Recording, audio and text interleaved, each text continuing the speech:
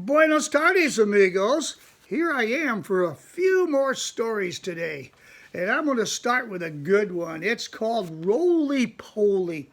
I just bought this one today, so I haven't even read it myself yet. It's by Mem Fox and Jane Dwyer. And I think it's going to be a good story. We'll give it a try. Once upon a time, way up near the top of the world, there lived a polar bear named Roly Poly. He had a father and a mother, but no brother or sister.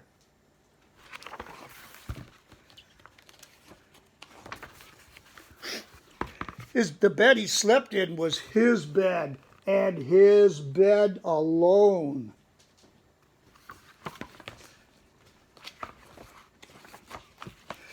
The fish he caught were his fish, and his alone. And the walrus tooth he played with was his walrus tooth, and his alone. Oh, life was grand.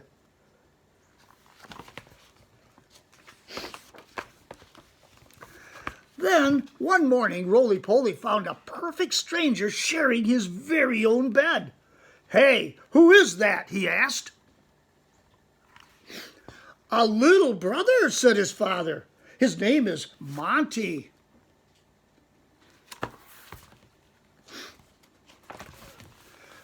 "A little brother," said Roly Poly, "but I never asked for a little brother, and I don't want one now." "I know," said his mother, "but we think that you will adore him."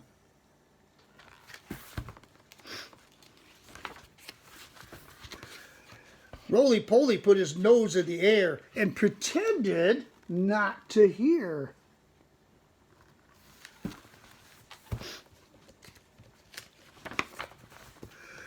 Monty tumbled all over him. "Hey," said Roly Poly, "don't you do that.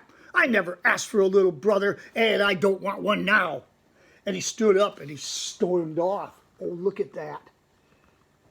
Oh, my.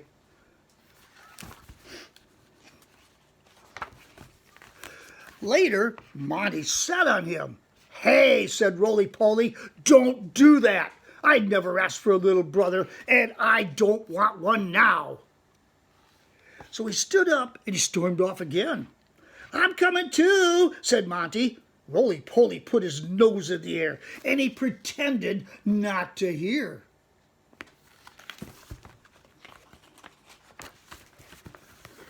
A little later, Roly Poly caught a fish.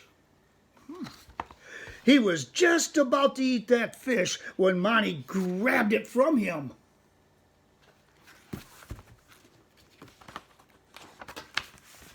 "Hey," said Roly Poly, "don't do that.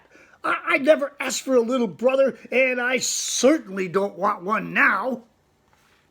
He stormed off again, clutching the walrus tooth tightly to his chest. "Well, I'm coming too," said Monty. Roly Poly put his nose in the air, and he pretended not to hear.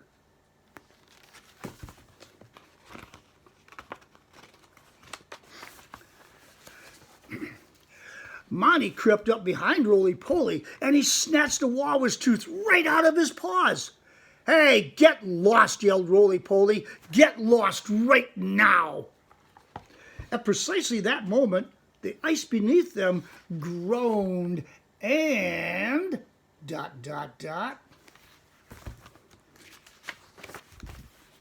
cracked, and it broke in two. Oh, Monty began to drift away.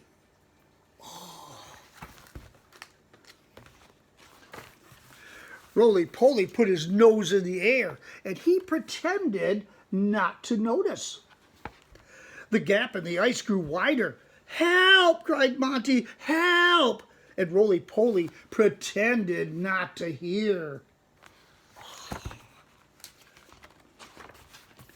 "Help!" cried Monty again. At which point Roly Poly could bear it no longer. "Oh, don't cry, little Monty," he called out. "Oh, please don't cry. I'm on my way."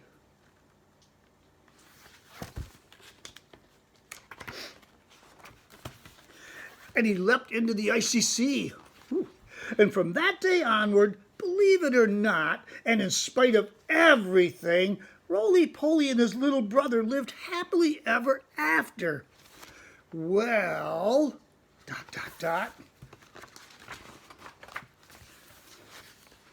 Mostly. Oh, I like that ending. That's a cool ending. All right, I hope you enjoyed that story. I enjoyed reading it. I got another one here called The Couch Potato by Jory John and Pete Oswald. This is a good story. I love this story because I can kind of relate to it. During all this COVID, I've become kind of a couch potato. So here we go. The Couch Potato. I am a potato.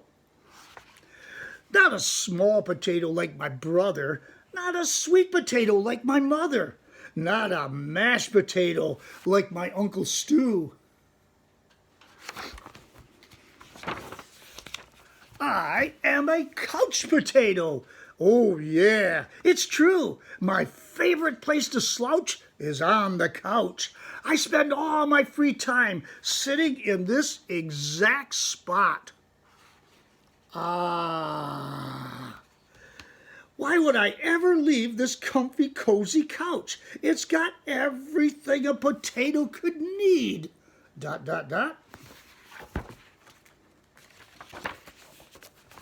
See, I have this, and this, and this, and one of these, and those, and this, and that.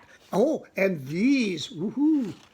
And check this out. This button activates a gadget that fetches me snacks whenever I want. Bam! Impressed? And I don't have to move an inch. Much easier than going to the kitchen. I need one of those.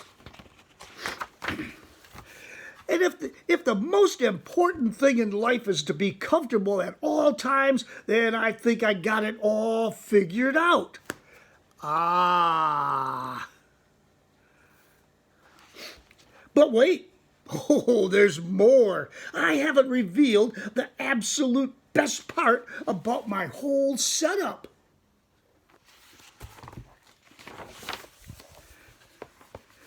It's everything you see in front of me. Have a look around.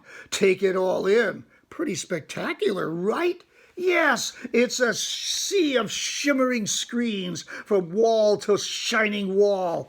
What joy! Oh, what bliss! And these screens feature my favorite shows. And this screen here has all my unanswered messages. And these screens are where I play video games. And this screen is a live stream of my friend, my best spud for life.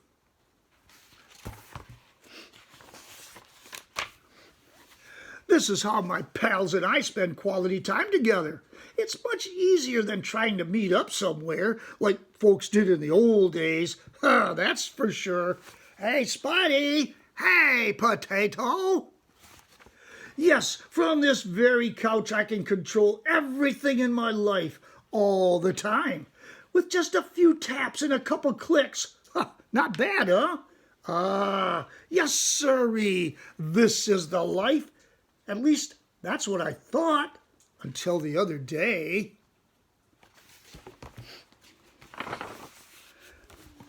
Something strange happened.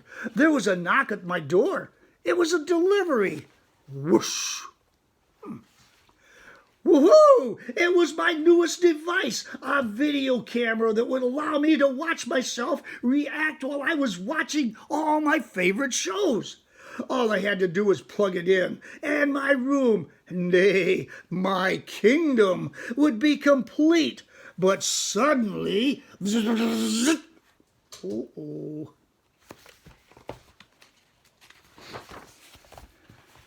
Everything went dark. Look out! Coming through. Whoops! Oof! Whomp!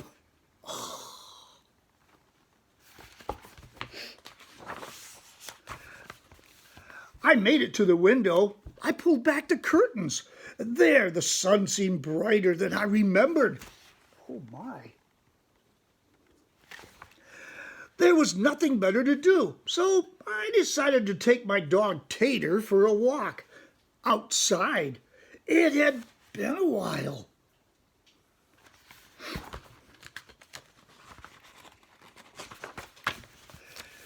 Everything was so vivid, like a high-resolution 156-inch curved screen, but even more realistic.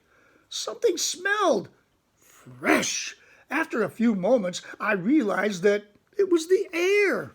I heard noise, some chirps, a ringtone perhaps, but no, I looked up to see some birds.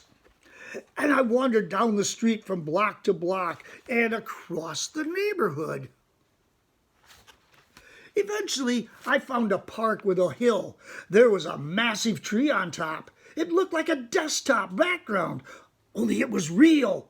Neat. I leaned against the tree. It wasn't as comfortable as my couch, not even close. But after a while, it wasn't so bad. Ah. Any worries about the power outage and what I might be missing drifted away. I wasn't thinking about my favorite shows or my unanswered messages or anything else, really. I noticed the stillness, the view, the sky, the clouds, the sunset, and those colors. Oh my goodness! It took a while because there was no fast forward option, but eventually the sun sank below the horizon.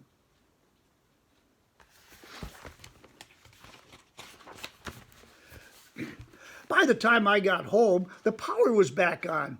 I sat on the couch. Whew! I hit the button to brush my teeth. Scritch, scritch, scritch, scritch. And I pulled the lever to change into my pajamas. Bloop. And I turned the knob to watch a bedtime story. Oh, look at that. Good night, Spud. I love that. Then I noticed my reflection in one of the screens. I wondered how much of my life had been spent in that very spot. It was then and there that I made the decision to peel myself off the couch a bit more often. Maybe every day even.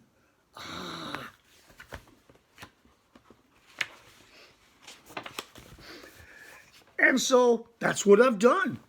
I started hanging out with my friends, my best spuddies, outside. We started biking and hiking and swimming and hiding and seeking.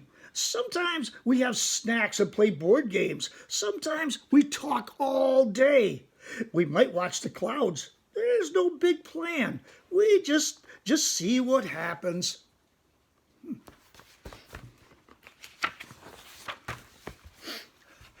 It makes me wonder, what if I don't always need to be totally comfortable? What if I'm happier when I have a better balance between my gadgets and the world outside? Because it turns out that I'm more than just a couch potato.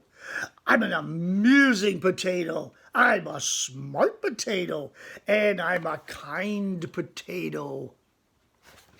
And I'm an entertaining potato. And I'm a sort of a sit on a hill and watch the sunset potato.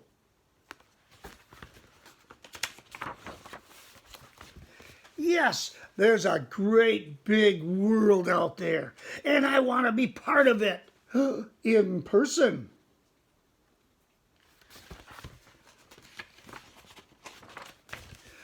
But don't get me wrong, at the end of a long day, after I've run and played and talked and laughed with my friends, I still think it's awfully nice to slouch on the couch. Ah. Well, he's reading The Catcher in the Rye. I love that. That's a play on words of The Catcher in the Rye, which is a very good classic. And that's the end of the story. And boy, it just reminds me of the days before COVID. But guys, we're going to get back to that very way of life again. Don't worry. It's coming. It's just going to take a little while, but have patience. It's coming. I've got another one. It's a great story. I just love this story. It's called The Fish Who Could Wish. And it's by John Bush and Corky Paul, if I'm getting the name right. Names are always a little problematic. So here we go. The Fish That Could Wish.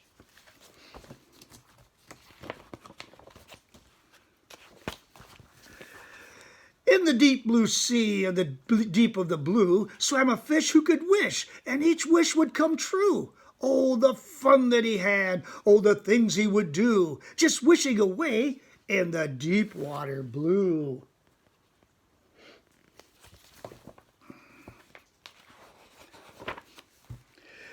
He wished for a castle.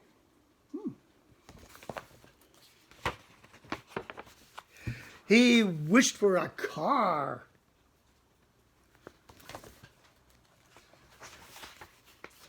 He wished for a horse and a Spanish guitar. Some of these things I wonder, what is he wishing for that stuff for? Once, when he wished he could go out and ski, it snowed for a week under the sea.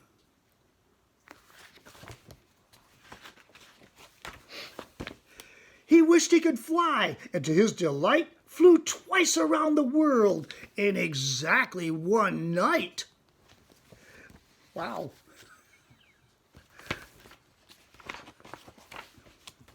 If sharks come a-hunting for a nice fishy treat, he'd quickly just wish he was too small to eat. Oh, he was so small I didn't see him. He's right down there by my thumb. Ooh, did he get tiny. And to teach sharks a lesson, do you know what he'd wish? That he was a shark and the shark was a fish.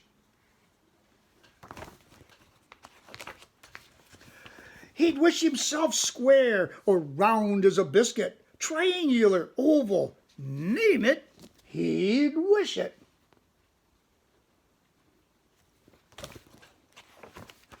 He wished for fine suits and a handsome silk ties, but the one thing he never wished was to be wise.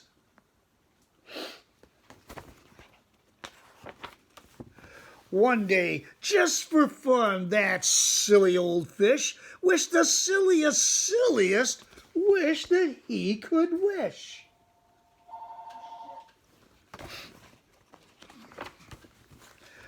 That silly old fish wished he could be just like all of the other fish in the sea.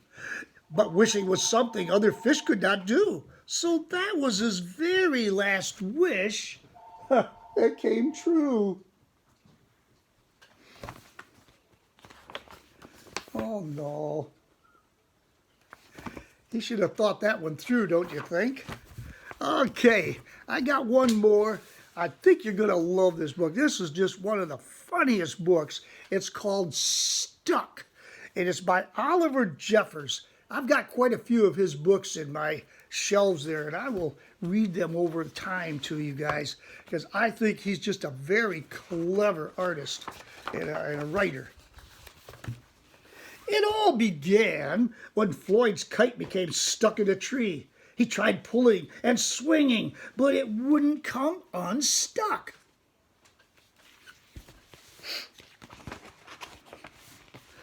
The trouble really began when he threw his favorite shoe to knock the kite loose. And that got stuck too.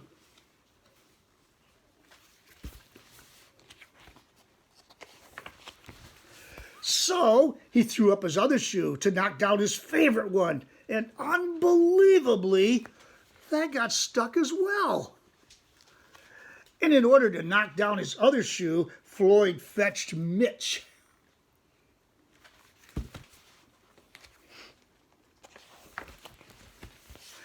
Cats get stuck in trees all the time, but this was getting ridiculous. Oh. Floyd fetched a ladder. He was going to sort this out once and for all.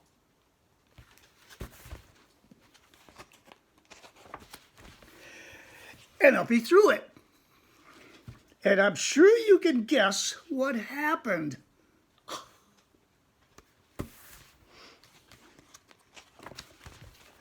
The ladder was borrowed from a neighbor and would definitely need to be put back before anyone noticed. And in order to do so, Floyd flung a bucket of paint at it. And wouldn't you know it, the bucket of paint got stuck. Then Floyd tried... ...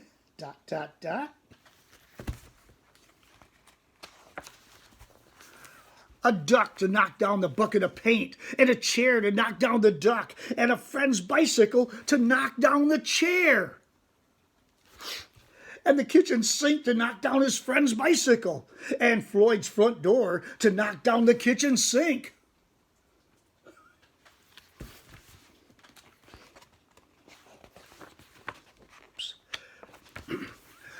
And the family car to knock down their front door. And somebody in the house there says, hello. And the milkman to knock down the family car. Brother. And an orangutan to knock down the milkman, who surely had somewhere else to be.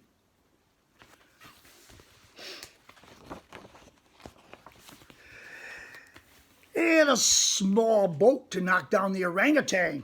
And a big boat to knock down the small boat. And a rhinoceros to knock down the big boat, and a semi-truck to knock down the rhinoceros, and a house across the street to knock down the semi-truck. There's somebody in that window going, Floyd? Oh, no. And a lighthouse to knock down the house that's no longer across the street. And a curious whale in the wrong place at the wrong time to knock down the lighthouse. And the whale, he says, hi, what are you doing?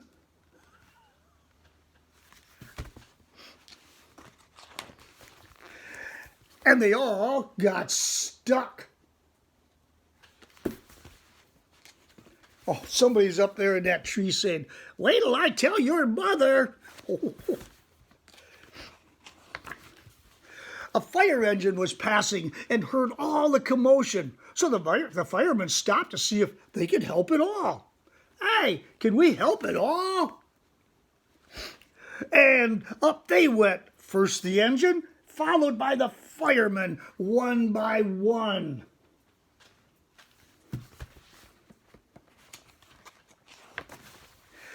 And there they stayed, stuck between the orangutan and one of the boats. Firemen would definitely be noticed missing, and Floyd knew he'd be in big trouble. Then he had an idea, and he went to find a saw.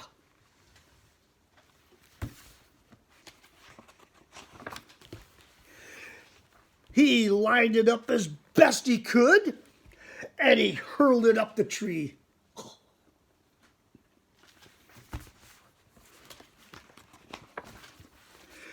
And that was it. There was no more room left in the tree, and the kite came unstuck. Pop! And Floyd was delighted. Oh, he had forgotten all about his kite, and he put it to use immediately, enjoying the rest of his day very much. And that night, Floyd fell asleep exhausted, though before he did, he could have sworn there was something he was forgetting. I don't know if you can see that tree out his bedroom window.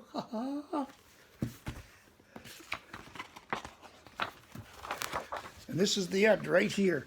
Hang on a minute, lads. I got a great idea. Oh, no. Well, guys, I'm going to stop there. So we'll get a few more up before I pull this down and start over again with a whole bunch of fresh new stories. So in the meantime, adios, amigos. Remember, wear a mask, wash them hands, and social distance. And we'll get through this. You betcha we will. Adios.